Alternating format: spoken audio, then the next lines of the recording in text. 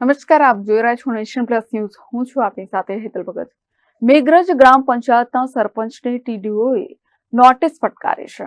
અરવલ્લી જિલ્લાના મેઘરજ ગ્રામ પંચાયતના સરપંચને ટીડીઓએ નોટિસ ફટકારી છે. સરપંચ મહેનૂર બાનુ મકરાણીને નોટિસ ફટકારવામાં આવી છે, જેમાં પંચાલ રોડ અને રામનગરના ગંદા પાણીના નિકાલને લઈને આ નોટિસ ફટકારવામાં આવી છે, જેમાં સ્થાનિકો દ્વારા અનેક વખત ગ્રામ પંચાયતને જાણ કરવામાં આવી હતી, પરંતુ રામનગરના રહીશોએ મુખ્યમંત્રીને પણ આ લેખિત અરજીને નોટિસ ફટકારવાની કામગીરી હાથ ધરાઈ હતી, જેને લઈને સરપંચ મહેનૂર બાનુ મકરાણીને નોટિસ ફટકારવામાં આવી છે. Kapil Patel, Nation Plus News, Aravalli.